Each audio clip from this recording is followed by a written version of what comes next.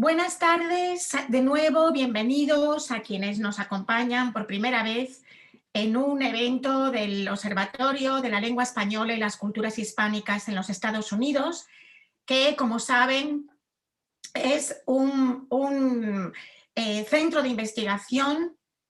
Les decía que el Observatorio de la Lengua Española y las Culturas Hispánicas es un centro de investigación del Instituto Cervantes en Harvard University, y el evento de hoy fue concebido a modo de celebración del Día del Libro, que, como saben, se celebró el pasado 23 de abril. Pero como ese día es un día grande en Barcelona y nuestro conferenciante de hoy se ve inmerso todos los años en el bullicio y la organización de las numerosas celebraciones de ese día de Sant Jordi de Barcelona, decidimos que nuestro evento tuviera lugar hoy, una semana después, puesto que es un lujo contar con nuestro invitado de hoy para hablarnos del papel de la capital catalana, no solo en el origen de ese día que conmemora los libros y a la lectura, sino en el desarrollo del mundo editorial y como vínculo literario entre España, Hispanoamérica y Norteamérica, que es el objeto de la charla de hoy. Paso, por tanto, con grandísima satisfacción a presentarles a Sergio Vilasanjuan, escritor y periodista barcelonés, licenciado en Historia por la Universidad Autónoma de Barcelona, que cuenta también con un Máster en Liberal Arts por Boston University, así que conoce bien Boston y Cambridge, donde nos encontramos, puesto que residió aquí durante un año, hace tiempo, y que se dedica al periodismo cultural desde 1977, cuando cubría la información de arte y literatura en los diarios El Correo Catalán y el Noticiero Universal, hoy ya desaparecidos. Desde 1997 trabaja en La Vanguardia, donde es actualmente responsable del suplemento Culturas. Sergio Vilasanjuan ha publicado 3 estudios sobre el mundo del libro y la edición española internacional, con los títulos Pasando Página, El síndrome de Frankfurt y Código Bestseller, así como también 2 recopilaciones de su trabajo periodístico, con los títulos Crónicas culturales y la cultura y la vida. Publicó en 2018 Otra Cataluña, 6 siglos de cultura catalana en castellano, y también es el autor de la primera monografía que se dedicó al pintor Miquel Barceló ya en 1984. Sus últimas obras de ensayo son ¿Por qué soy monárquico? Y la biografía de El joven Porcel. Pero Vilasanjuan también es autor literario y cuenta con una trilogía narrativa compuesta por las novelas Una heredera de Barcelona, Estaba en el aire, segunda novela de esa trilogía, por la que fue merecedor del Premio Nadal, obtuvo el Premio Nadal en 2013, y El informe Casabona. Todas ellas retratan un siglo de vida ciudadana centrada en Barcelona, combinando la memoria familiar y la crónica de la época. También ha metido el pie en el teatro y ha publicado 2 obras teatrales, El Club de la Escalera y La Agente Literaria. Como pueden ver por los títulos de sus obras, la mayoría de los libros de Sergio Vilasanjuan se ambientan en el mundo de la literatura y el periodismo. No quiero terminar esta presentación de nuestro invitado de hoy sin decir que, además, porque es muy relevante para el tema de hoy, Sergio Vilasanjuan fue comisario del Año del Libro y la Lectura en 2005, es codirector del Foro Edita de Barcelona y miembro de la Real Academia de las Buenas Letras. Además, recibió el Premio Nacional de Periodismo Cultural de 2020 y forma parte regularmente de los jurados de los Premios Princesa de Asturias, en cuyas reuniones en Oviedo coincide con la directora del observatorio, Diana Sorensen.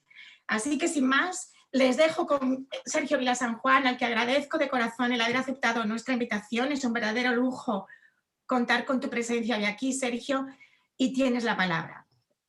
Bien, buenas tardes. Ya noche en España. En primer lugar, quiero agradecer a Marta Mateo y a los responsables del Observatorio Cervantes de Harvard esta invitación, que es especialmente estimulante para alguien que, como ha señalado, vivió un tiempo en Boston y admira mucho su entramado universitario. Boston es una ciudad hermanada institucionalmente con Barcelona, son ciudades hermanas. Y el pasado viernes, en Barcelona, volvió a celebrarse el Día del Libro más concurrido del mundo. En el año pasado, el 2020, por los problemas de todos conocidos, esta fiesta no se pudo desarrollar en su fecha tradicional, que es el 23 de abril. Pero este año ha transcurrido con precauciones y les voy a enseñar cómo.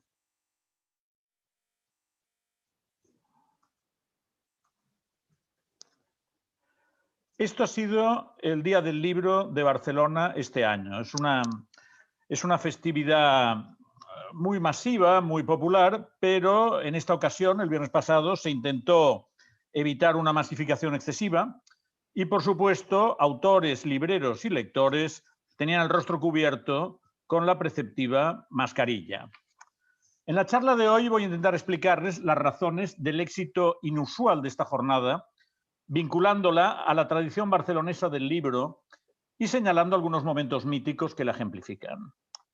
Históricamente, la institución de un Día del Libro en España, en toda España, para promocionar la lectura, un día donde los libreros ofrecieran descuento para estimular la compra, responde a la idea de un periodista y editor valenciano residente en Barcelona que se llamaba Vicente Clavel. Era un hombre activo, movió todos sus recursos y convenció a algunos ministros. Así que el gobierno español aprobó la idea en 1926 y el Día del Libro Español empezó celebrándose el 7 de octubre, considerado entonces, luego ha habido las polémicas de rigor, fecha del nacimiento de Miguel de Cervantes. Desde el primer momento, el Día del Libro Español, que veremos que acaba siendo sobre todo un Día del Libro barcelonés, está vinculado a la figura de Cervantes. Se celebraron algunas convocatorias, pero por razones de buen tiempo, octubre es un mes lluvioso, por otro lado era el mes que la gente gastaba mucho en libros escolares, se decidió pasarlo a un día más favorable, que era el 23 de abril, entonces considerado Día de la Muerte del autor del Quijote. El 7 de octubre era el día de nacimiento, luego se ha discutido, el 23 de abril era el día de la muerte, luego también se ha discutido, pero en fin, se ha quedado como fecha del Día del Libro. Y el primer año que se celebra el Día del Libro en esta fecha es el año en que en España se cambia de régimen, es 1931.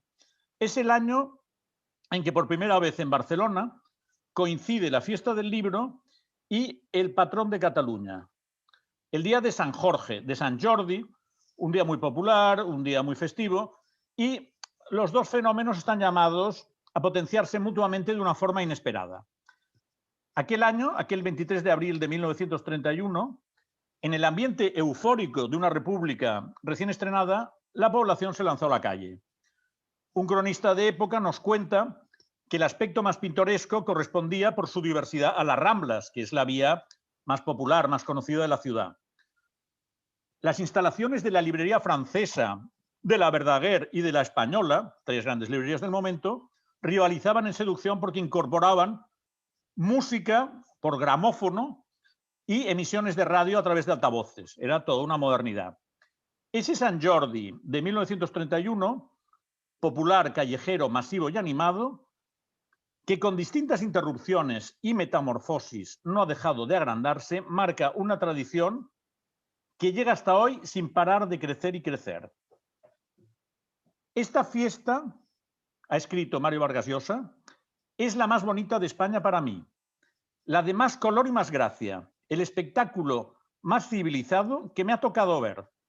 Lo decía Vargas Llosa a propósito de un día que en 1996 la UNESCO lo adopta como Día Mundial del Libro, respondiendo a una iniciativa de los editores catalanes. Y al igual que el autor peruano, visitantes de todo el mundo se han quedado año tras año fascinados por la energía que la jornada de San Jordi desprende, con cientos de miles de barceloneses que intercambian libros y rosas. Esta es la convención. La gente, en su época, los hombres regalaban a las mujeres rosas y las mujeres regalaban a los hombres libros. Esto, lógicamente, hace ya muchos años que se vino abajo. Ahora todo el mundo se regala libros y mucha gente se regala rosas. Otra tradición, los barceloneses salen a la calle y se ponen a la cola de los autores que están firmando. Centenares de autores de Barcelona, de Cataluña, de toda España, internacionales que vienen a la ciudad cuando se podía viajar sin problemas. Es una gran fiesta para los lectores, para los autores y, por supuesto, para los libreros que consideran ese día como el mes número 13 en su facturación anual. Para los libreros hay 12 meses de facturación y uno que es el día del libro. Es el equivalente en términos económicos. ¿Por qué esta jornada cuajó tanto en Barcelona, muy por encima de cualquier otra ciudad española? Obviamente tiene mucho que ver con una tradición cultural que es distintiva. Barcelona es una de las ciudades del mundo que cuentan con una historia vinculada a los libros más larga y más continuada, no ha tenido interrupciones. Ya sus gobernantes medievales festejaban la literatura convocando composiciones poéticas, los juegos florales copiados de Occitania, pero que aquí calaron y en Occitania desaparecieron. Los gobernantes medievales festejaban la literatura también encargando a autores de confianza crónicas históricas. Y los libreros de la época copiaban y hacían circular los manuscritos mucho antes de la aparición de la imprenta. La ciudad, la Barcelona de los siglos XIV y XV, era rica en bibliotecas particulares, había bibliófilos y requerían regularmente los servicios de estos libreros. Así que muy pronto Barcelona se dotó de lo que hoy llamaríamos un ecosistema del libro al completo. Encontramos allí autores, por supuesto, difusores, copistas, impresores, editores, libreros, bibliotecarios, por supuesto lectores corrientes, y también estos bibliófilos a los que me refería. Es una de las pocas, de las 2 o 3 ciudades del mundo que pueden presumir también de una actividad editorial de 5 siglos ininterrumpida, porque apenas empezado a difundir por toda Europa el invento de Gutenberg, impresores alemanes vienen a Barcelona y se ponen a trabajar. Y abren así una tradición que ya no ha parado hasta nuestros días, porque hay ciudades europeas, por ejemplo Venecia, que también se ponen en marcha por esas fechas, pero su actividad editorial dura un siglo, dura 2 y luego va a menos. Barcelona no, la gracia de Barcelona es que se ha mantenido como pasa con París, con Londres y poco más. Los expertos creen que Una ética de Aristóteles fue el primer libro publicado en la ciudad, en el año 1473. Tras ella, las impresiones en latín, catalán y castellano se sucedieron, se imprimían las 3 lenguas. Y a mediados del siglo XVI, esta metrópolis mediterránea se había convertido ya en un centro impresor de primer nivel de clásicos, obras de consulta y novedades literarias para todo el mundo de habla hispánica. Barcelona exportaba libros para España y pronto lo haría para América también. A unas decenas de kilómetros de la ciudad, la imprenta del monasterio de Montserrat había dado a luz en 1499 su primera realización, un Liber Meditationum Vitae Domini. Y aunque con algunos parones en su andadura, la editorial de la Abadía de Montserrat sigue hoy en activo, lo que la convierte en el sello decano de Europa. Por otra parte, tras la invención y difusión de la imprenta, los libreros barceloneses obtuvieron en febrero de 1553 el permiso real para fundar una cofradía gremial, que también es una de las primeras, y según algunos estudiosos la primera, del continente. Vemos, por tanto, que en este ecosistema que tiene varias derivaciones, libreros, impresores, bibliotecarios, Barcelona es pionera en varias direcciones a la vez, no en una sola. Y todo este ecosistema del libro no tarda, y eso es lo bueno, eso es lo divertido, en cristalizar en algunos relatos míticos que consiguen sintetizar este momento y este espíritu. Y el primero, verán ustedes que no es baladí. Nuestro primer mito libresco, el primer relato mítico de Barcelona como ciudad de libros, lo marca Miguel de Cervantes y lo protagoniza Don Quijote de la Mancha. Les voy a enseñar unos cuadros que tienen su qué. Son unos cuadros que pintó el artista catalán Pedro Pablo Montañá en el siglo XVIII, que plasman la entrada de Don Quijote en Barcelona, en los capítulos finales de la segunda parte, la entrada de Don Quijote al son de las chirimías y atabales. la fiesta en casa de Antonio Moreno, donde Don Quijote queda desairado.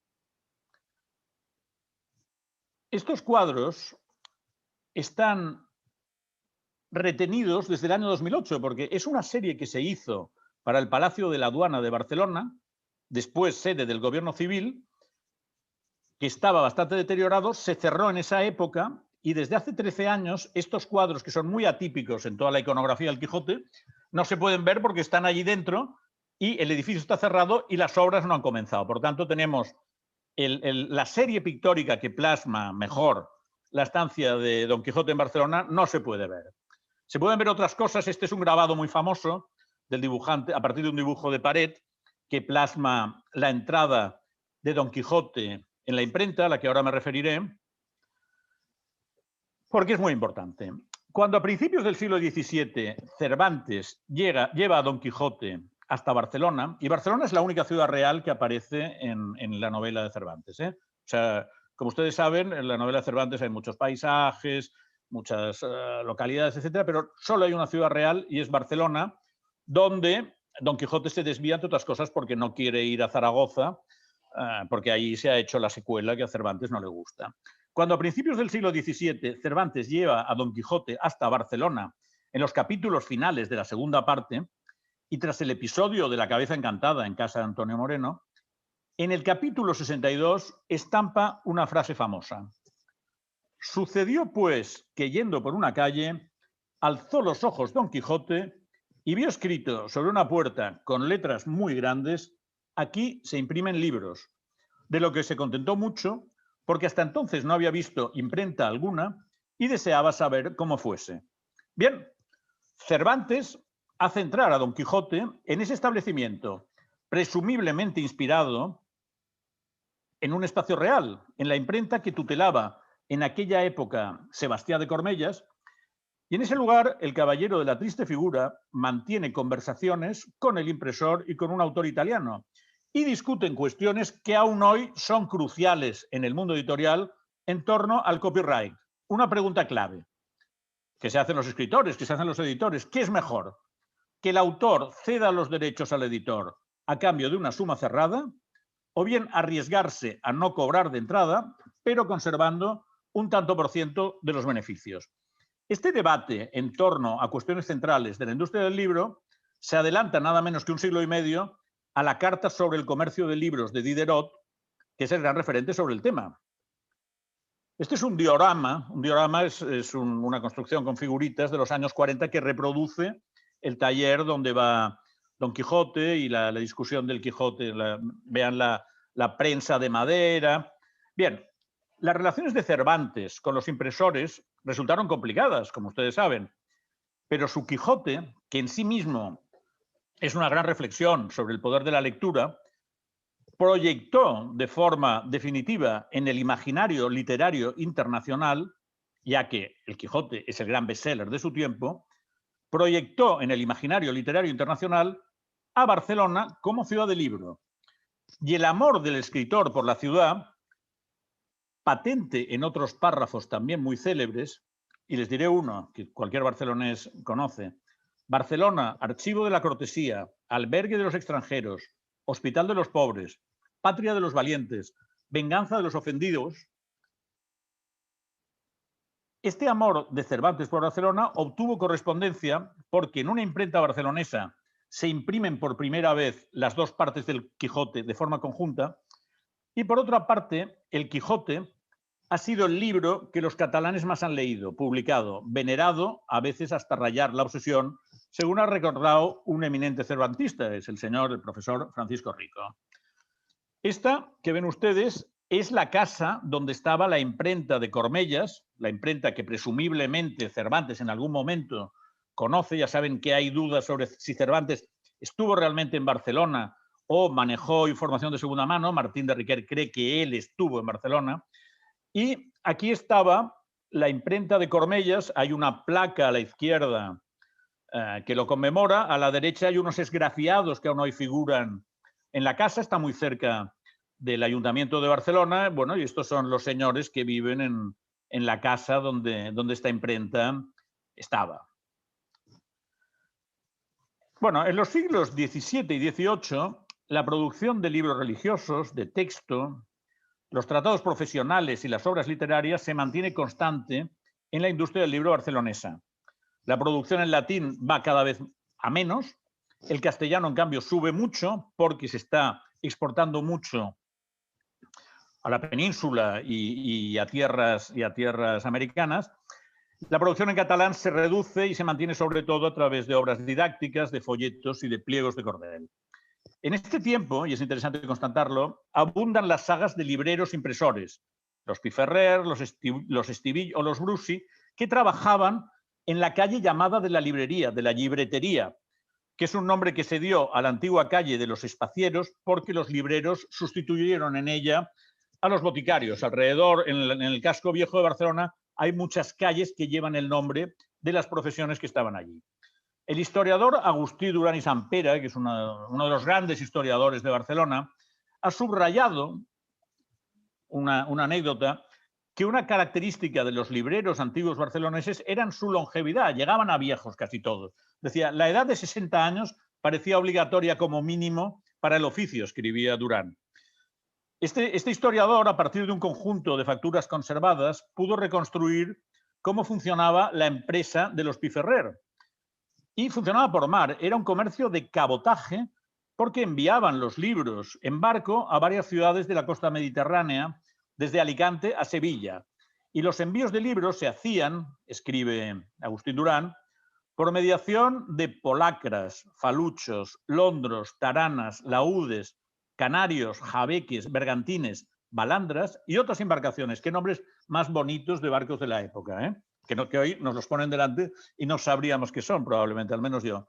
Estas barcas iban gobernadas por patrones de Palamós, de Valencia, de Sant Feliu, de Malgrat, de Mallorca, de Denia o de la propia Barcelona. Los libros, añade Durán, iban en fardos, en balas o paquetes y en cajas de madera si estaban encuadernados. ¿Oís un poco de ruido de fondo, no? Bueno. Sí, quería pedir por favor que todo el mundo compruebe que tiene sus micrófonos en silencio. Y aprovecho esta pausa para invitarles a formular cualquier pregunta que les suscite la conferencia por el chat y al final yo se las trasladaré de viva voz a Sergio. Muchas gracias. Bueno, Sergio, puedes continuar. Bueno, como vemos, se crea una tradición muy importante de libreros en la ciudad. Y esa tradición de libreros, que cunde por Europa, corre la voz de que en Barcelona hay una tradición de libreros, nos lleva al segundo mito libresco importante que quiero plantear aquí y que es un tema muy curioso, que es la leyenda del librero asesino de Barcelona. A mediados del siglo XIX, algunas publicaciones de España y Francia recogían un curioso suceso. En los tumultos anticlericales del primer tercio del siglo, un joven monje, Fray Vicent, se ve obligado a abandonar el monasterio de Poblet, donde consagraba su vida a Dios. En aquel momento hay un asalto, hay una desamortización de conventos, hay asaltos a varias instituciones religiosas. Este fraile, Fray Vicent, tiene miedo y se va de su monasterio, donde están ocurriendo cosas tremendas, y se va a Barcelona, donde se ve enfrentado a la necesidad de ganarse la vida. Paulatinamente, el amor desmedido a los antiguos volúmenes y una competitividad feroz entre libreros de la época por los libros más preciosos le llevan al desquiciamiento. Nuestro fraile convertido en librero se vuelve loco. Y nuestro hombre empieza a asesinar a libreros rivales para hacerse con los valiosos ejemplares que atesoran. Acabará siendo descubierto, juzgado y ejecutado. Como en el Quijote, en esta historia el libro enloquece a la gente que está en contacto con él. Pero en este caso no es por el contagio imaginario de viejas historias caballerescas, sino por la pasión imparable de poseerlos físicamente. Hay indicios de que esta historia se expandió a través de un pastiche judicial redactado por el autor francés Charles Nodier. La cuestión es que lo leyó un adolescente, Gustave Flaubert, futuro autor de Madame Bovary, que inspirado por ella redactó un relato que solo se publicaría tras su muerte, es un relato póstumo, pero que hoy circula mucho, con el inequívoco título de Bibliomanía, la historia del librero asesino de Barcelona, inspira a Flaubert. Pero, sobre todo el proceso de creación, difusión y adaptación por distintos escritores de las mortíferas andanzas del religioso quedó recogido en una obra deliciosa publicada en 1928 por el bibliófilo y erudito Ramón Miquel i Planas, con el título de La leyenda del llibreter assassí de Barcelona, la leyenda del librero asesino de Barcelona, con unas ilustraciones que ven ustedes aquí, espléndidas, del dibujante Dívori, con un sabor de época tremendo. Se hicieron 2 ediciones, una de bibliófilo con muy pocos ejemplares y otra más masiva. Yo he llegado a tener las 2 y le regalé la de bibliófilo a un amigo del que luego hablaré y que ustedes conocen. Estas ilustraciones de Dívori plasman este mito, que en realidad es un mito romántico, a pesar de que crece durante el XIX y se concreta en 1928, es el gran mito romántico del mundo del libro barcelonés y el segundo mito importante libresco de la ciudad, en el sentido de que es una historia literaria, después de El Quijote, que entiende Barcelona como básicamente una ciudad de libros. Bueno, en el último tercio del siglo XIX, la tradición de los libreros impresores, que iba muy junta y era un poco artesanal, en realidad eran casas pequeñitas, llevadas por familiares, con poco personal, eso en el siglo XIX esto cambia de una forma muy radical porque Cataluña se industrializa y se industrializa de una forma muy fuerte. Y uno de los territorios en los que se industrializa es precisamente el campo de la edición. Juegan a ello la posibilidad de tener un buen suministro de papel. En Cataluña había muchas cuencas fluviales que producían energía. Entonces, la combinación entre este ecosistema que hacía que hubiera gente que conocía las artes del libro, había escritores, había traductores, había editores, había distribuidores, y la pujanza industrial catalana, hace que en Barcelona nazca la gran edición industrial española, con nombres que es la que marca el paso de la edición romántica a la edición contemporánea. Se crean una serie de grandes sellos que llevan nombres que serán míticos, como Montaner y Simón, Salvat, Heinrich o Espasa. Y sus propietarios y directivos es gente que viaja a menudo por Europa para familiarizarse con los nuevos sistemas de impresión, incorporar traducciones a sus catálogos y participar en los encuentros internacionales del gremio editorial que se hacían en París, Bruselas, Londres o Leipzig. El sistema del libro barcelonés se moderniza de una forma espectacular y Barcelona se posiciona como líder editorial del mundo hispánico en base a sus constantes exportaciones a América y a la creación de oficinas y filiales en distintos países de este continente. Los editores catalanes, los Salvat, etcétera, viajan a América, recorren los países americanos, hablan con los libreros, hablan con los distribuidores y proyectan iniciativas de tanto éxito como la Enciclopedia Espasa, que es un proyecto absolutamente totémico. La Enciclopedia Espasa, a principios del siglo XX, marca un punto clave. La acabarán componiendo 72 volúmenes de 1.500 páginas cada uno, más otros 10 de apéndice, más sucesivas actualizaciones.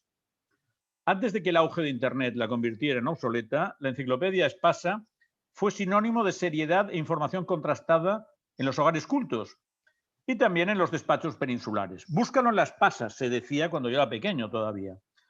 Fue uno de los mayores éxitos de la edición española de todos los tiempos. Las tiradas iniciales oscilaban entre los 15.000 y los 25.000 ejemplares de 1905, a lo que hay que sumar las numerosas reediciones. Los editores incluso vendían unos armarios, como el que ven en la imagen, para colocar la enciclopedia entera.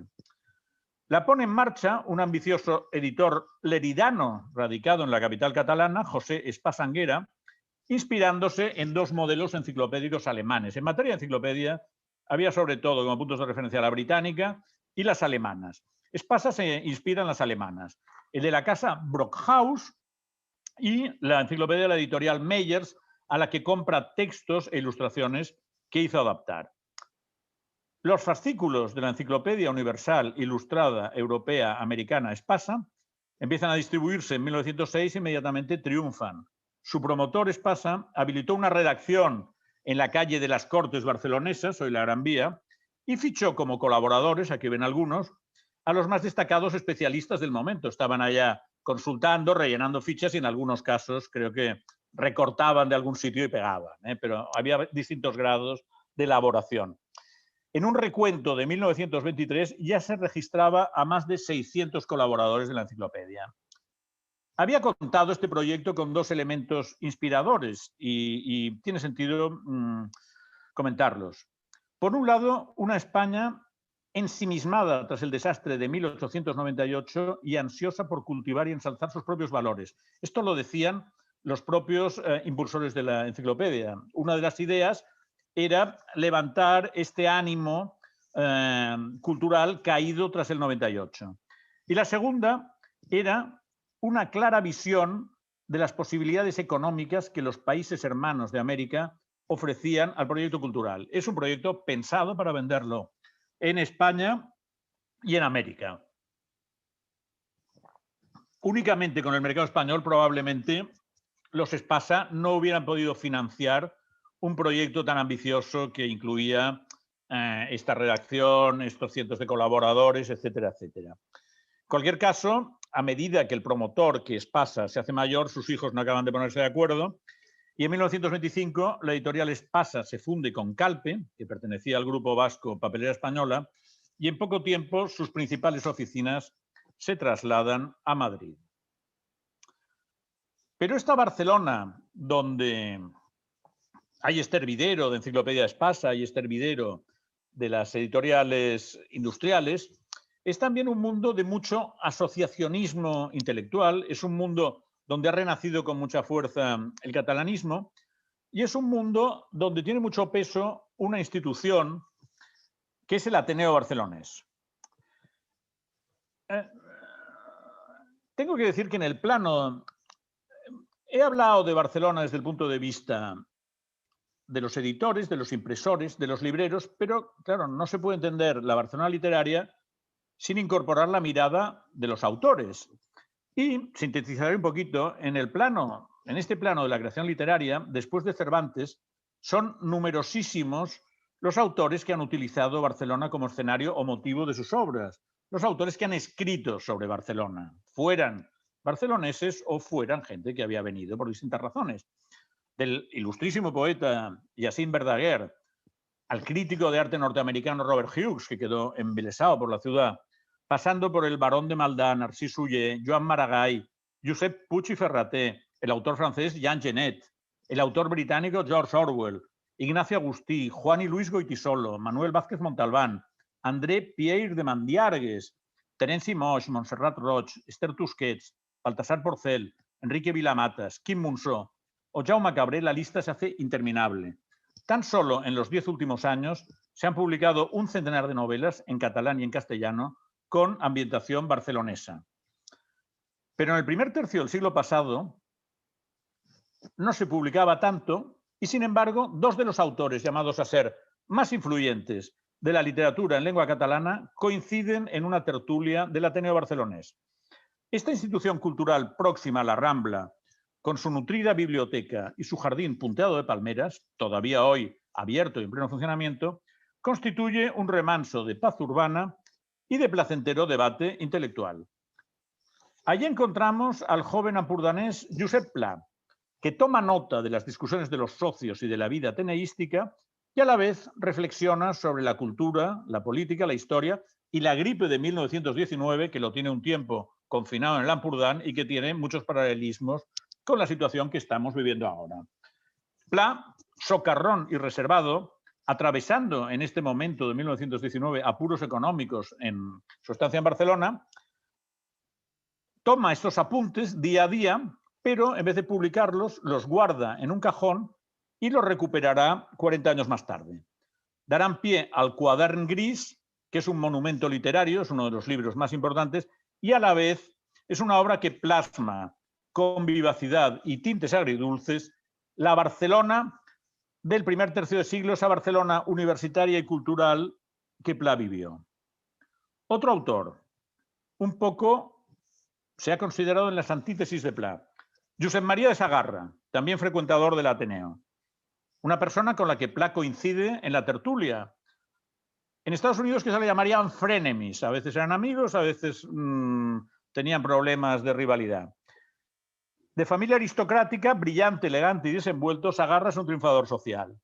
Y mientras participa en las veladas ateneísticas, va dando vueltas a la trama de la extensa novela que está preparando y que publicará en 1932. Vida privada.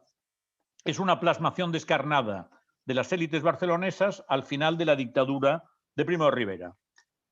Vida privada está considerada uno de los mayores hitos, si no el gran hito fundacional, sobre esta discusión, del llamado género Barcelona narrativo. Esas novelas que brindan una visión panorámica de la ciudad. Género Barcelona. Y al género Barcelona contribuirán en la posguerra dos personajes importantes. Tras la Guerra Civil Española, la lengua catalana se había visto reducida a una situación de semiclandestinidad desde el punto de vista de la creación y la edición. Y a la vez, varios editores estrella barceloneses estaban desplegando una trayectoria que marcaría la cultura española de esos años. Un integrante inicial de los intelectuales del franquismo que impulsaron la influyente revista Destino, Josep Vergés, lanza a través de la editorial homónima el Premio Nadal, que haría escuela. Y el primer Premio Nadal recae en la novela de Carmen Laforet, Nada.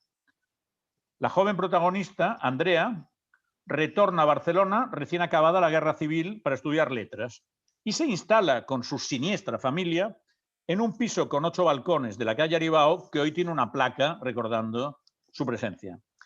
En ese libro hay hambre, hay violencia, hay creación artística. Es difícil no recordar las novelas góticas de Emily y Charlotte Brontë. Una joven relativamente inocente se ve sumida en un ambiente opresivo donde ocurren cosas raras y desagradables bajo la sombra de lo ocurrido, bajo el enfrentamiento bélico. Todos los miembros de la familia son seres atormentados que se odian entre sí. Ese primer Premio Nadal, fallado el 6 de enero de 1945, generaría en el panorama literario de los años 40 una gran convulsión. Todo el mundo había leído Nada y había quedado atrapado por el magnetismo que desprende la novela, afirma la biógrafa Ana Caballé. Durante muchos años constituyó un bestseller habitual del Día del Libro barcelonés. Como nada, nada, aseveraba la librera María Borràs de Cruzet en 1956. Por esta fecha, 1956, existían en Barcelona 190 librerías de novedades y 62 de lance o bibliofilia, como la mítica librería Porter. Y en 1962 se publica otra novela clave, La Plaza del Diamante, de Mercè Rodoreda. Es una visión de la posguerra en cierta manera, pero solo en cierta manera, contrapuesta a la de Carmen Laforet. A diferencia de ella, Rodoreda había tenido que exiliarse al final de la Guerra Civil por su compromiso con el bando republicano. En esta obra retrata las peripecias no de una estudianta, sino de una mujer trabajadora del barrio barcelonés de Gracia y su difícil adaptación a las circunstancias derivadas del conflicto. Es una novela lírica y plagada de inquietantes simbolismos. Ha sido traducida a 40 idiomas, llevada al cine y ha ejercido también una gran influencia. Rodoreda, según Montserrat Roig, ha sido la autora en lengua catalana que más éxito de crítica y público tuvo desde 1939. Su obra, trágicamente vinculada a los horrores de la guerra, manifiesta una exploración constante de algunos temas: la infancia, la expulsión del paraíso, la soledad, el amor o la angustia de la existencia. Laforet y Rodoreda plantean dos narraciones complejas, una en castellano, otra en catalán. Cataluña es una cultura en dos lenguas principales, en catalán y en castellano. La narrativa barcelonesa del siglo XX es una narrativa en dos lenguas principales, catalán y castellano, castellano y catalán. Las dos, la obra de Laforet y la obra de Rodoreda, han resistido con admirable brío el paso del tiempo. Nada y la Plaza del Diamant constituyen dos documentos literarios clave de la vida barcelonesa. Y ahora vamos a decir pim, pam, boom, los años del boom. El sofisticado poeta Carlos Barral, al timón del sello Seix Barral, representaba en los años 50 y 60 la modernidad y el experimentalismo. Carlos Barral será el principal impulsor del boom hispanoamericano, en un momento cumbre de proyección editorial de la ciudad. En su libro indispensable sobre el boom, mi compañero de la vanguardia, Xavi Allén, ha glosado cómo en los años 60 un grupo de escritores de distintas procedencias imprimieron un nuevo impulso a la literatura en español, con obras maestras que generaron un cambio de escala y la internacionalizaron. Ello coincidió en el tiempo con el momento político de la Revolución Cubana y con el cambio de costumbres de la década pop. Y el boom tuvo su epicentro en Barcelona. La relación de Mario Vargas Llosa con la ciudad arranca en 1959, cuando un grupo de médicos aficionados a la literatura otorga el premio Leopoldo Alas a su primer libro de relatos, Los Jefes. Pero Carlos Barral apoyará con el premio Biblioteca Breve en 1963 su primera novela, La ciudad de los perros, y le publica sus deslumbrantes libros siguientes, La casa verde y Conversación en la catedral. Simultáneamente, la enérgica y aguerrida Carmen Balcells, la ven ustedes en el centro de la foto, que con ayuda de Barral había creado una agencia literaria, prácticamente le obliga a instalarse a la ciudad. A fines de los años 60, ha escrito Vargas Llosa, yo enseñaba literatura en el King's College de la Universidad de Londres.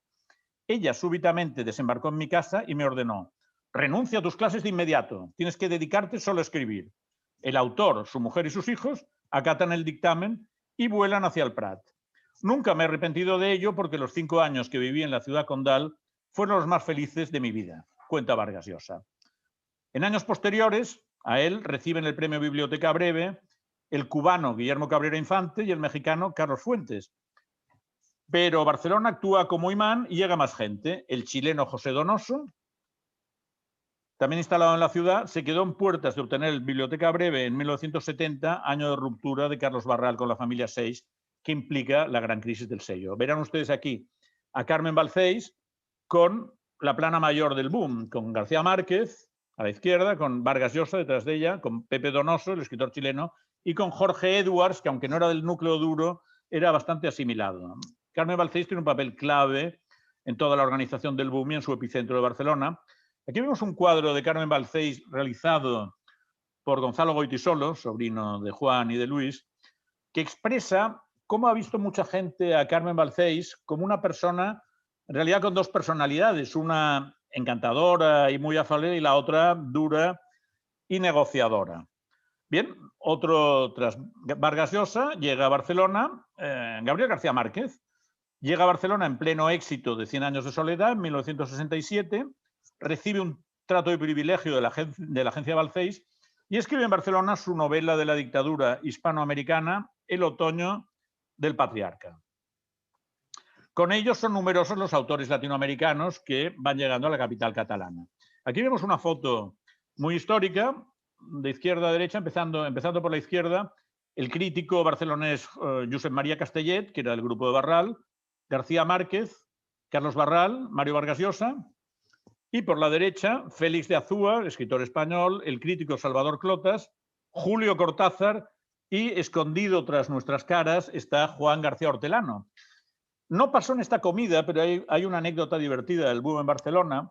Se cuenta que estaban varios escritores del boom, estaban García Márquez, Vargas Llosa, los importantes, comiendo en un restaurante que se llamaba La Fonda, els Ocellets, y era un sitio donde la gente, la patrona pasaba y daba una libreta para que la gente apuntara la comida que querían. Y entonces todos estos grandes escritores estaban discutiendo, la patrona había pasado una vez, otra vez y una cuarta vez, y al final les había dicho, bueno, ¿nadie de ustedes sabe escribir aquí? Esta es una anécdota muy, muy conocida de los escritores del boom. A lo largo de los años son numerosos los latinoamericanos, los autores latinoamericanos que se han instalado en la ciudad. Sergio Pitol, Óscar Collazo, Rafael Humberto Moreno Durán, Cristina Peri Rossi. El ambiente editorial, las posibilidades de trabajo en este campo han atraído a mucha gente y el último gran autor hispanoamericano muy conocido que se instaló en Cataluña, no en Barcelona, pero en Cataluña, fue Roberto Bolaño, que escribe en Cataluña el grueso de su obra, entre otras cosas, Los detectives salvajes y el póstumo 2666. En este periodo, cuando los del boom se marchan, los grandes del boom se marchan entre 1970 y 1975, Barcelona pierde un poco de brío, pero en los años 80 la ciudad en democracia vuelve a sacudirse, vuelve a respirar, vuelve a coger mucha vida. Y en 1986 Barcelona recibe la nominación para albergar los Juegos Olímpicos de 1992. Con ello emprende una enérgica renovación urbanística. Son años de entusiasmo ciudadano, de creatividad y euforia. Y un escritor va a simbolizarlos de manera muy especial.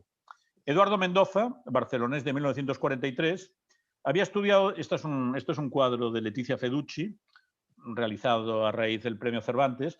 Eduardo Mendoza había estudiado Derecho y trabajaba en un despacho de abogados cuando cayó en sus manos un caso de mucho peso, el de la Barcelona Traction, litigio que se remontaba a principios de siglo y en el que estuvieron vinculados importantes personalidades políticas. Las derivaciones humanas y también políticas, el carácter fragmentado de la información que manejaba, inspiran su primera novela, La verdad sobre el caso Savolta, considerada como el disparo de salida de la nueva narrativa española del periodo democrático.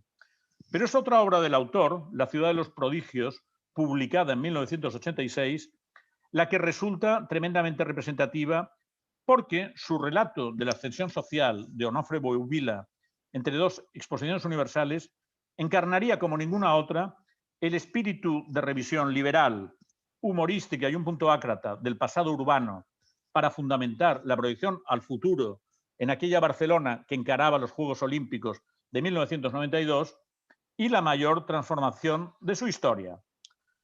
La verdad sobre el caso Savolta y La ciudad de los prodigios consolidan el llamado género Barcelona narrativo, la narrativa con voluntad panorámica sobre la capital catalana que con tanto éxito había desplegado Josep María de Sagarra, imprimiéndole una revitalización que llega hasta hoy. Narrativa, género Barcelona, libros, el tiempo que pasa. Y vamos a parar a un tercer momento mítico de la comprensión de Barcelona como ciudad de libros. Vamos a detenernos en otro referente imprescindible. La novela española más difundida en todo el mundo después del Quijote se llama La sombra del viento. La publicó en el año 2001 el escritor barcelonés Carlos Ruiz Zafón y de ella se han vendido más de 20 millones de ejemplares traducidos a los más distintos idiomas.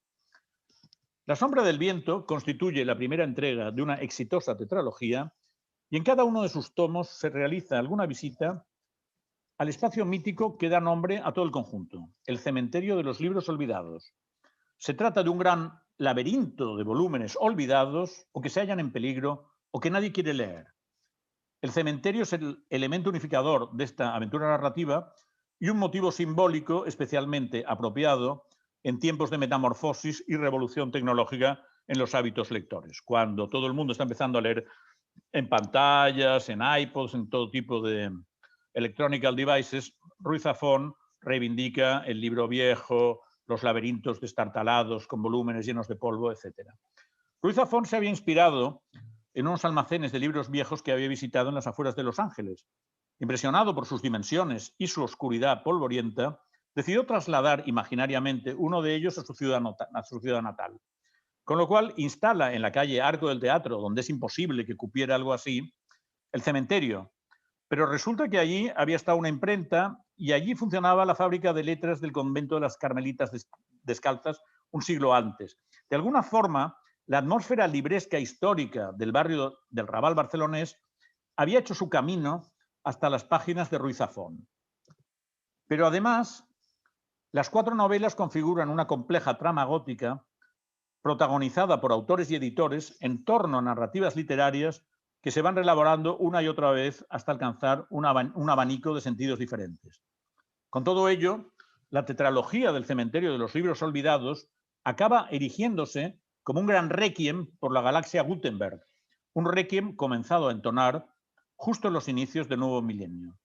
Barcelona se nos presenta en las páginas de Carlos Ruiz Zafón como una ciudad de libros y libreros, de autores, impresores, de bibliotecarios y de lectores. Coincide en ello con el enfoque que aplicaron Miguel de Cervantes en El Quijote y Gustave Flaubert y Ramón Miquel y Planas en sus relatos sobre el librero asesino de Barcelona. Estos autores nos brindan estos 3 momentos míticos, estas 3 narraciones universalizadas unidas por la misma visión del eje oculto de la ciudad.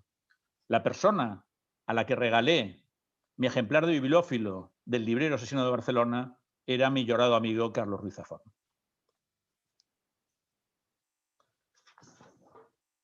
Mis amables anfitriones del Observatorio Cervantes de Harvard me han sugerido que introduzca alguna referencia a la relación de Barcelona con la cultura estadounidense.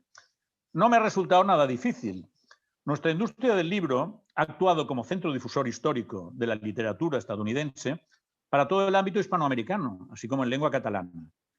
Editoriales como Anagrama, Seix Barral, Destino, Tusquets, Muchnik, Columna, Quaderns Crema, Plaza y Janés, Ediciones 62, Versal, Lumen, Edasa, Bruguera, Grijalvo, Mondadori, 1984 o Proa, unas en activo, otras absorbidas por grandes grupos, otras desaparecidas, todas nombres históricos, han traducido a incontables de esas firmas y muy a menudo las han invitado a visitar la ciudad para promocionar sus libros o participar en actividades culturales en colaboración con entidades ciudadanas. Para hablar de mi propia experiencia, en mis inicios profesionales tuve el placer, por ejemplo, de entrevistar a John Irving, autor entonces, también en sus inicios, traído por la desaparecida editorial Argos Vergara. El que aparece en la foto a la izquierda es un otro Sergio Vila San Juan de hace 40 años. Dos encuentros marcaron época. En 1990, el Instituto de Estudios Norteamericanos celebró, con amplísima repercusión, unas jornadas de narrativa que congregaron a Jay McInerney, Alison Lurie, Richard Ford, Tama Janovich, Amy Tan, Robert Coover y Paul Auster. Constituyó la primera visita de Auster, que posteriormente ha regresado en numerosas ocasiones, cuya obra es muy conocida y apreciada en la ciudad, y al que yo mismo presenté y entrevisté en un acto en la sala gótica del ayuntamiento. Este es un otro yo más cercano al yo que les está hablando. De alguna manera, Paul Auster es un literato adoptado por Barcelona, como en el terreno cinematográfico lo ha sido Woody Allen, muy conocido, muy entrevistado, muy leído. En el 2002, en el mismo Instituto de Estudios Norteamericanos, un nuevo simposio reunía a Michael Chabon, Heidi Julavich, Jonathan Lethem, Chuck Palahniuk y David Sedaris. Pero hay mucho más. Harold Bloom, Tom Wolfe, Patricia Highsmith, David Leavitt, Michael Connolly, Susan Sontag, que hemos visto hace un momento, Siri Husband, Joyce Carol Oates, en la imagen, Don DeLillo o Donna León, son otros autores estadounidenses traducidos y publicados en Barcelona que han venido a la ciudad en una o varias ocasiones cimentando nuestro puente cultural con los Estados Unidos de América. Bien, llegaremos a las conclusiones provisionales. Hoy, la del libro es la primera industria cultural, tanto barcelonesa como española, y Barcelona se mantiene como foco productor de amplia proyección. El Gremio de Editores de Cataluña agrupa casi 300 editoriales que publican más de 30.000 títulos anuales en castellano y catalán. Entre ellas figuran las dos grandes multinacionales del libro en español, Planeta y Random House. El sector del libro afronta hoy los desafíos de la crisis, el nuevo mercado global, la revolución tecnológica y el cambio en los ámbitos de lectura. A todos ellos se ha sumado la superación de la pandemia. Retos que se discuten anualmente en el Foro Edita, organizado por el Gremio de Editores y el Máster de Edición de la Universidad Pompeu Fabra. Barcelona es ciudad de lectores, con importantes bibliotecas históricas, Universidad de Barcelona, Biblioteca de Cataluña, Real Academia de Buenas Letras, pero también con un importante plantel de bibliotecas de nuevo cuño, que han triplicado su número en los últimos 25 años. Barcelona es integrante de la red de ciudades de la literatura de la UNESCO. Y este nombramiento implica un compromiso a largo plazo con los objetivos de potenciar la literatura, la lectura y las actividades relacionadas con el libro, hacer crecer el hecho literario e incrementar su valor. Barcelona ha hecho del libro una señal de identidad. Todas las distintas vías de acceso hasta él, lo hemos intentado ver, todas las vías de este ecosistema, de autores, de lectores, de libreros, de editores, de bibliotecarios, todo ello confluye en la gran fiesta anual de Sant Jordi, que no es la mayor fiesta del libro por casualidad, sino porque responde a una corriente cultural de fondo con mucho tiempo a sus espaldas. En Barcelona, cada día es un día del libro. Muchas gracias. Muchísimas gracias, Sergio, por este recorrido fascinante, esta vista panorámica y detallada de Barcelona como ciudad de libros desde tantas facetas, desde la faceta de la literatura, de la producción editorial, del arte también, de la historia. Desde luego, así como anunciaba al principio, ha sido un lujo contar contigo para hacernos esta fotografía histórica y tan rica de Barcelona como ciudad literaria. No sé si alguien quiere hacer alguna pregunta o algún comentario a nuestro invitado de hoy. Pues habrían... Muy bien. Sorry. Le saludamos, Julio Ortega. Muchísimas gracias por acompañarnos hoy. Encantado. Pues habría muchísimo que preguntarle a Sergio, que conoce absolutamente la historia no solamente del libro, sino de sus lectores, ¿verdad? Es una biografía del lector finalmente lo que él propone. Pero me llamó la atención, mencionando el Quijote, que el letrero de la imprenta dice: aquí se imprimen libros. Y me parece una burla wittgensteiniana de Cervantes, diciendo que si hay un nombre que se imprenta, ¿para qué hacer una paráfrasis? Y hay una historia en Cambridge, en Inglaterra, que es muy parecida, que hay un pescador que vende pescado, claro, y tiene un letrero que dice: aquí se vende pescado fresco. Y un hombre que pasa en su coche, que ha leído a Wittgenstein, le dice: aquí está de más, no es al frente. Y el otro, el pescador, también ha leído a Wittgenstein y borra: se vende pescado fresco. Al día siguiente vuelve a pasar y dice: oiga, se vende, no se regala, ¿verdad? Se vende, está de más. Pescado fresco. Y el otro hombre que pasa le dice: oiga, está de más, basta con el olor. Y se eliminó el lenguaje.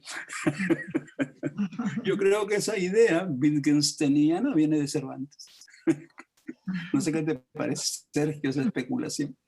Bueno, lo que me parece primero es que me ha hecho ilusión que una gran autoridad como tú, Julio, estuviera conectado a este teleencuentro, que bueno, son las gracias que la parte buena de la pandemia, que esto hace 3 o 4 años no hubiéramos no nos hemos podido encontrado hacerlo. en Barcelona nunca, pero Pero nos claro, encontramos en la pantalla.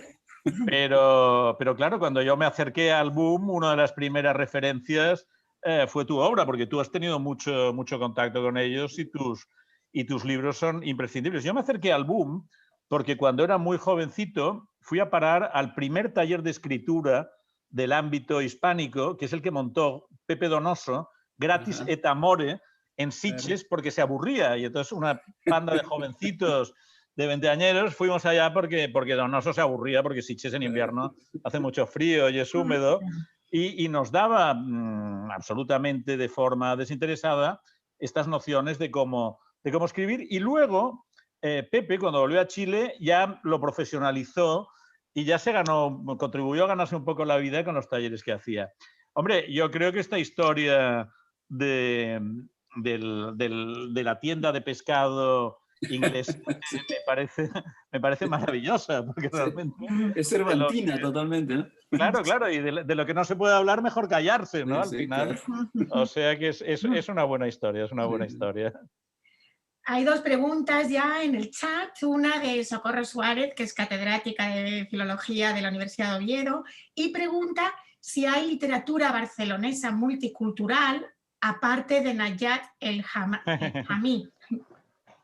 Claro, me has desarmado de entrada porque el primer nombre que hay en estos momentos es el de Najat. Sí, hay en estos, claro, Barcelona en los últimos 10, 15 años se ha multiculturalizado bastante. Yo soy jurado, por ejemplo, en algunos premios literarios de distrito, ¿no? De bibliotecas locales, y nos llegan pues cuentos, etcétera, de gente de muchas procedencias, ¿no? Lo que pasa es que las hacen en castellano o en catalán, pero son ya cuentos en los que se plasman pues unos unos orígenes geográficos, culturales que no son los de toda la vida. Yo creo que ahora esto se está cociendo. El ejemplo de Najat yo creo que va a animar a bastante gente porque ya ha tenido un recorrido literario bastante fulgurante, pero estamos esperando que haya más, ¿no? Y Pere Casán, que es un paisano tuyo de Barcelona, te da las gracias por esta conferencia tan interesante y pide si podrías hacer algún comentario sobre Eduardo Galeano.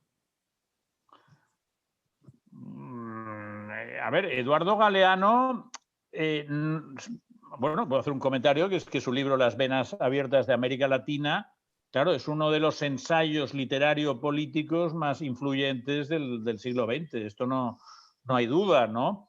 Yo a Galeano no lo traté, no es un personaje del boom, no sé, Julio Ortega qué pensará, pero creo que es periférico, obedece a otros criterios generacionales y temáticos.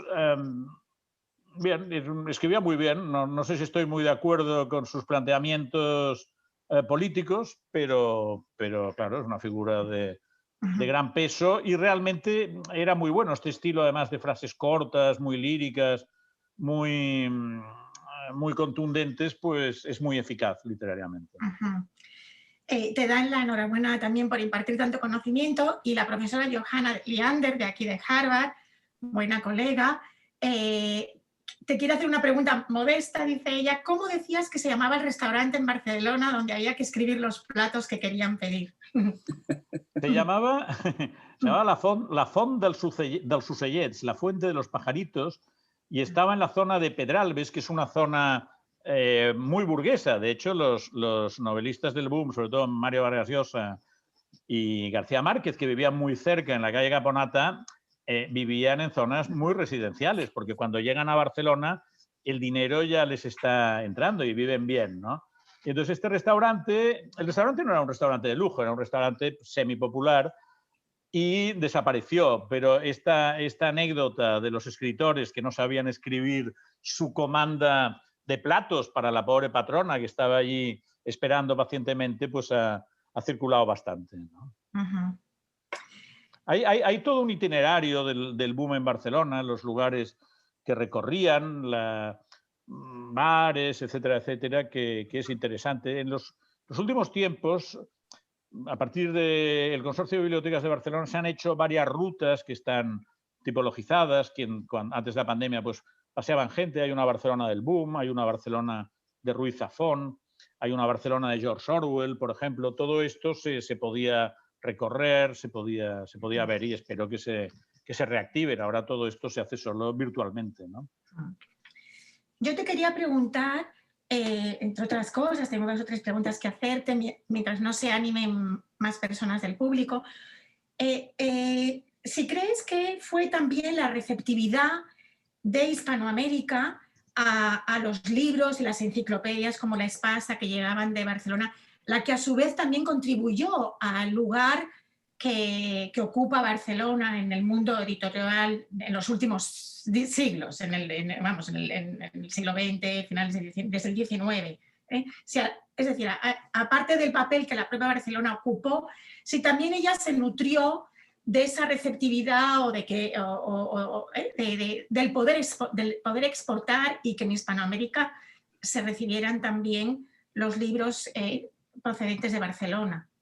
Bueno, sin ninguna duda, ¿eh? A ver, para Barcelona, América es muy importante porque, por ejemplo, buena parte de la arquitectura modernista, que es una de las cosas que definen la ciudad y que hoy son atractivas para el turismo, se financia a través de los ingresos de lo que llamaban los indianos, de la gente que había hecho fortuna en Cuba y Puerto Rico. El dinero de Cuba y Puerto Rico va a parar a los grandes edificios modernistas que hoy embellecen el centro de Barcelona, ¿no?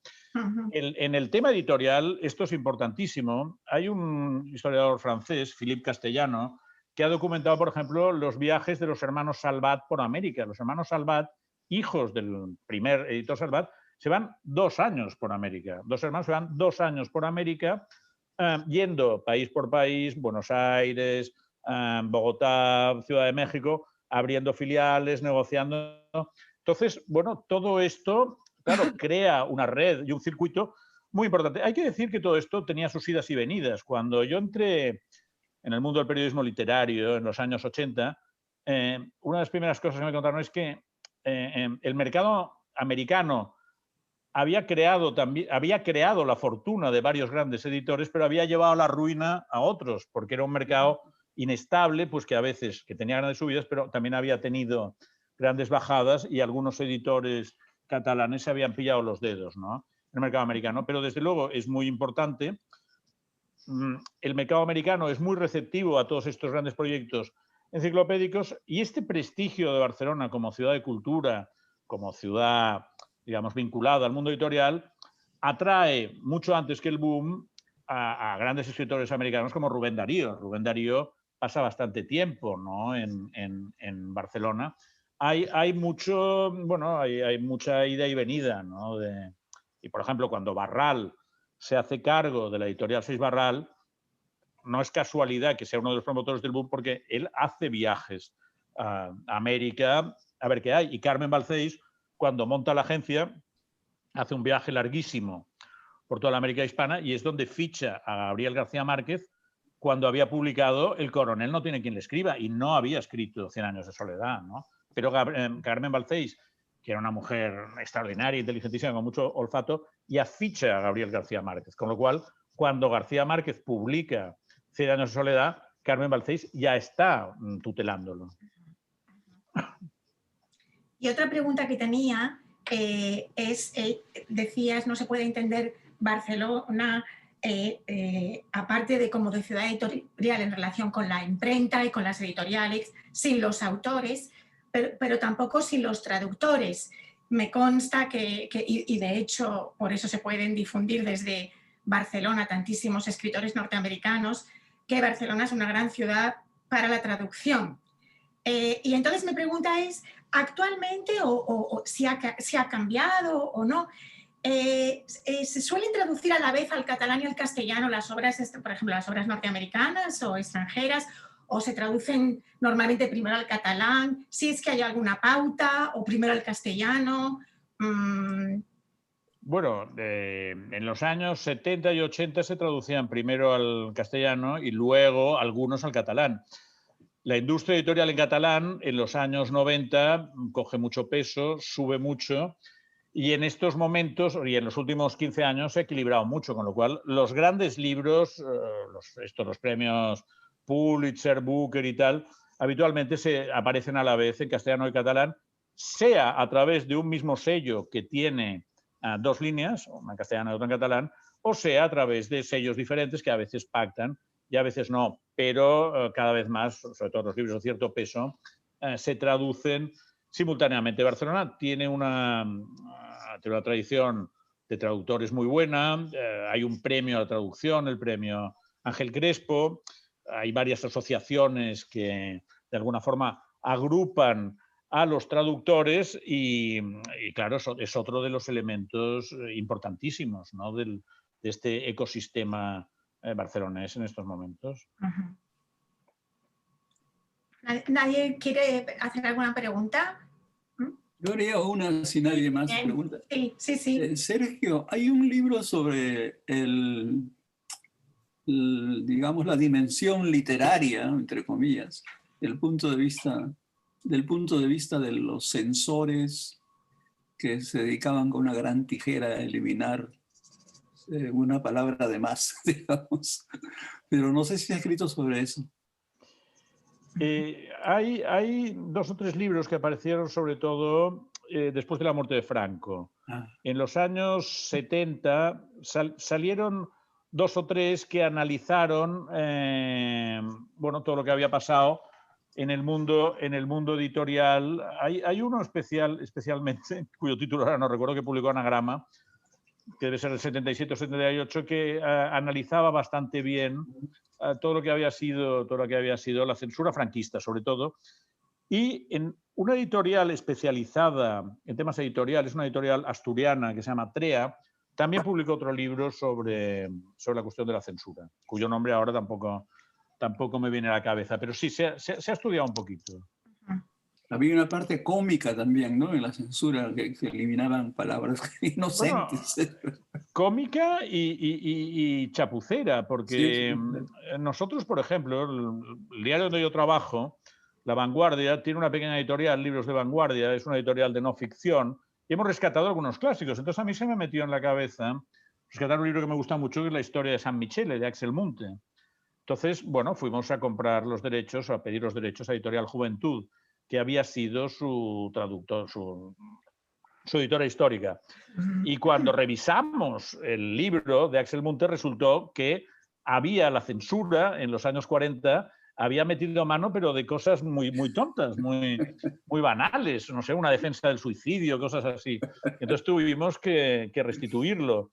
O sea, el problema muchas veces, y esto ha pasado hasta hace poco, o sea, editoriales jóvenes que rescatan libros de los años 40 y 50 porque han salido del mercado, no están catalogados, y no revisan bien las traducciones, a veces han podido volver a poner en librerías textos que habían sido perjudicados, ¿no? por esta cuestión. O sea que sí, tuvo una influencia. Hombre, si tú miras, por ejemplo, Julio, la correspondencia de Vargas Llosa con respecto a La ciudad y los perros, todas las cosas que le propone la censura y que él se niega, y Carlos Barral tiene que engañar al ministro porque le dice que lo aplicará y luego no lo aplica, y dices, madre mía, ¿cómo estaba el patio en aquella época? Un censor le dijo que habían 20 culos, que tenía que eliminar algunos. dejó 15. En España no es una mala palabra, ¿no? En América Latina es muy fuerte. Creo que Carlos Ramos, profesor de Wellesley College, quería hacerte una pregunta, Sergio.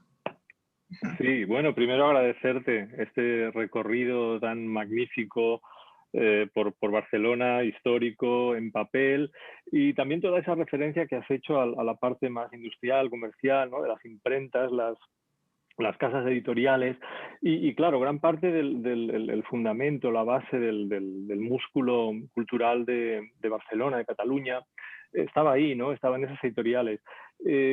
Últimamente se habla mucho de crisis del sector editorial, de competidores extranjeros. En Estados Unidos ahora podemos comprar libros en español editados aquí, las grandes casas están desembarcando allí. ¿Cuál es la salud, la vitalidad actual de la industria editorial en Barcelona? Bueno, Carlos, encantado de conocerte, de teleconocerte, y la palabra Wellesley para mí es muy evocadora, porque todos sabemos la historia del Wellesley College tan ligada, ¿no? a la alta literatura. Fíjate, en Barcelona, en un kilómetro está, en un kilómetro que yo paso bastante, porque es el trayecto que yo hago para ir de casa a La Vanguardia, está la sede de Penguin Random House, que es una de las dos grandes multinacionales del libro. Al cabo de un kilómetro está la sede del Grupo Planeta, que es la otra gran multinacional del libro en español. Y entre medio están las agencias de Carmen Balcells y Antonia Kerrigan. Carmen Balcells es Todo el Boom, etcétera, y Antonia Kerrigan es Ruiz Zafón. O sea, en un espacio de un kilómetro está, digamos, el núcleo central de la edición en Hispanoamérica, los núcleos decisorios, ¿no? Esto se mantiene en Barcelona y es una de las cosas que le da empaque como ciudad editorial. Y hoy, yendo de mi casa al diario, me he encontrado a un directivo de Penguin Random House y hemos parado un momento a hablar, y él me dice, fíjate tú que hace 15 o 20 años nos decían que el libro se acababa, que todo iba a las pantallas, etcétera, etcétera. Y el libro está más fuerte que nunca, y después de la pandemia todavía más fuerte, porque todo el mundo está leyendo y todo el mundo está leyendo en papel, ¿no? Entonces, bueno, yo creo que lo que ha pasado es la lectura se ha revalorizado, el tema de la lectura electrónica llega hasta donde llega, y los centros de edición sí que se diversifican. Yo creo que estas grandes multinacionales también dan mucha autonomía a sus centros hispanoamericanos, etcétera, etcétera. O sea, ya no es aquello que Barcelona es hegemónica, ¿no? Pero sigue siendo bastante importante, ¿no? en esta distribución de las cosas. Por tanto, A ver, yo creo que en un momento tan complicado como el que vivimos, uno de los sectores de esta cosa que está entre la industria y la cultura, que es el mundo editorial, es de los sanos, ¿no? Es de los, como mínimo, es de los más fuertes todavía. Bueno, me alegra oírte. Precisamente, creo que le acabas de responder una pregunta de Viviana, otra asistente, Viviana Planine, te preguntaba, Sergio, ¿cómo será el futuro de los libros con tanto uso de libros en pantalla? Y justo ayer yo oí una noticia de la BBC que decía que durante la pandemia había crecido la producción de libros en papel en el Reino Unido, con lo cual es paralelo a lo que estabas tú comentando, ¿verdad? Sí, es que, a ver, el libro en papel, que ha sido definido como la mejor tecnología después de la rueda, ¿no? El libro en papel tiene varias virtudes. O sea, todos trabajamos mucho en pantalla y a veces al llegar a casa estamos un poco cansados de pantalla y queremos otro tipo de aproximación a la lectura. El libro en papel tiene esta fisicidad, esta cosa del libro objeto que le da, digamos, más calidez, ¿no? que el mundo de las pantallas, y también te permite leer de otra manera, posiblemente de una manera con más concentración, ¿no? Esto lo han visto pues la mayor parte de estudiosos que han estado encima durante esta época de las pandemias. Y luego, bueno, había mucho miedo de que el mercado editorial se hundiera y no se ha hundido. O sea, ha acabado el año 2020 con unos números bastante mejores de lo que ellos mismos se imaginaban pues en el mes de marzo o en el mes de abril. Por tanto, yo creo que en el mundo del libro en estos momentos hay un moderado optimismo dentro de este panorama, claro, difícil que vivimos, ¿no? ¿Y tú cómo ves esa concentración empresarial, editorial, que ya casi está ya reduciendo a todas las empresas a dos, ¿no? Tenemos Random House, que ahora es Penguin sí. Random House, pero a la vez ha comprado editoriales importantísimas españolas y también mexicanas, argentinas. Es un grupo inmenso. Tenemos Planeta, que también ha comprado a muchas editoriales de Latinoamérica. ¿Cómo lo ves? Bueno, ¿es inevitable? ¿Es bueno o malo? A ver, ahora no queda más remedio. El proceso de concentración ha sido un proceso bueno, que se ha ido desarrollando en los últimos 30 años. Yo creo que es bueno que existan empresas del libro muy sólidas, porque eso facilita, digamos, que el universo libro tenga cierto empaque. Pero es un proceso que se desarrolla en dos direcciones, porque a la vez que se crean estos grandes conglomerados, que por otra parte son muy diversificados, porque al principio se decían, no, es que las grandes multinacionales solo publican literatura muy comercial. Bueno, esto se ha revelado falso, porque los grandes grupos, todos, como se diversifican, pues tienen sellos de obras más populares, sellos pues, de poesía, sellos de ensayo de calidad, etcétera, etcétera. Esto por un lado.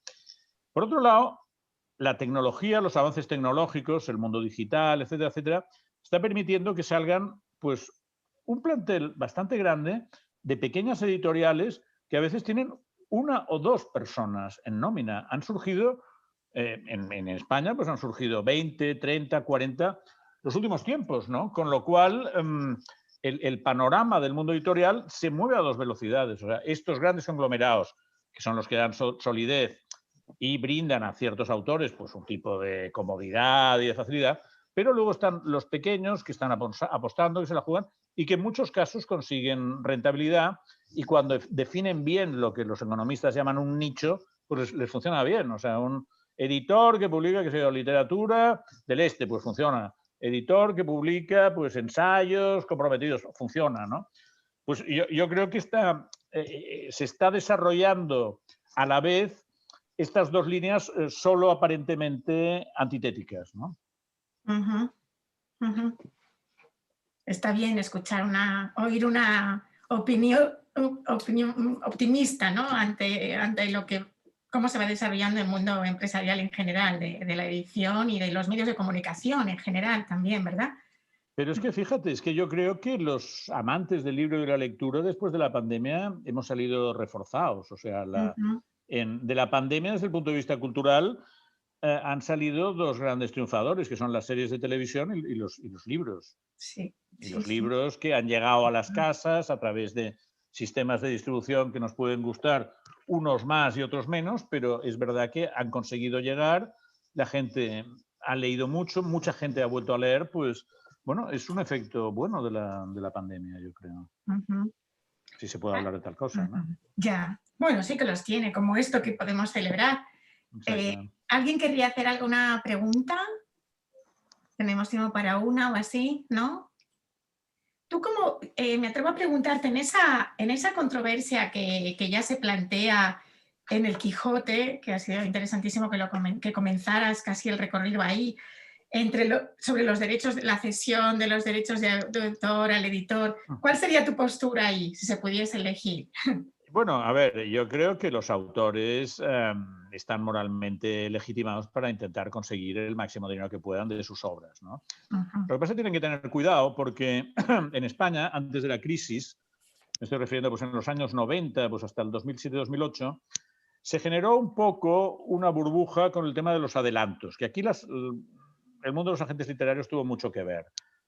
O sea, algunos agentes literarios animaron a sus autores a pedir mucho dinero por sus libros y como habían más editoriales entonces que estaban en competencia, las editoriales lo pagaban. Al final, bueno, todo esto generó en algunos casos pues muchas disfunciones, ¿no?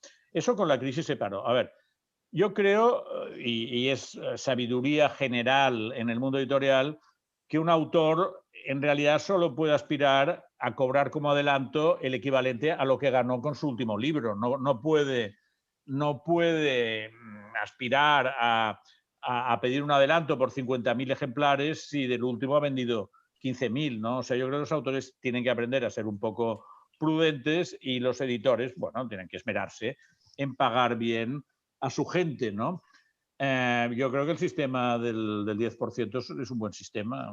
El sistema del 10% es un buen sistema con un adelanto siempre y luego pues que los editores sean serios y paguen cuando toca, ¿no? O sea que de alguna forma yo no vendería los derechos de mis libros a largo plazo, ¿no? Sino que el contrato a 15 años está bien y quizá a 10 años todavía mejor. Pues muy bien, pues a raíz del Quijote, qué pena que no se puedan ver esos cuadros. Justo yo tenía apuntado preguntarte dónde están esos cuadros del Quijote y ya lo respondiste tú, que no, ahora mismo no se pueden ver, ¿verdad? ¿Hay viso? ¿Tú crees que se podrán ver pronto o no? Bueno, ya veré en qué estado están, porque maravillosos. Están tapiados, encerrados. Me aseguró la delegada del gobierno en Barcelona que estaban bien protegidos, pero es que, claro, llevan más de 15 años ahí dentro. Puede haber... Y son cuadros muy bonitos, yo llegué a verlos, son cuadros sobre madera y es la mejor de los capítulos barceloneses del Quijote. Son cuadros que tendrían que estar en un museo, no allí cubiertos con un plástico en un sitio donde han entrado a hacer obras 3 o 4 veces y siempre las han interrumpido por falta de presupuesto, ¿no? Tendrías que iniciar una moción para que se trasladen, aunque sea temporalmente, a algún sitio donde la gente los pueda disfrutar. Bueno, yo cada vez que hay un delegado del gobierno nuevo en Barcelona le insisto en esto, le digo, oye, acordaos que tenéis ese edificio, que es una maravilla, el palacio, el llamado Palacio de la Aduana, está en el puerto, ¿no? Está tocando el puerto, pero está ahí absolutamente muerto de risa. Muy bien, pues si no hay ninguna pregunta más, dejamos descansar a Sergio Vila San Juan. Ha sido un auténtico placer, Sergio, hemos aprendido muchísimo con tu charla tan interesantísima y tan amena, y tan rica y completa. Así que gracias de nuevo y esperamos que algún día puedas volver por aquí, por Cambridge, pero ya en persona, no a través de una pantalla.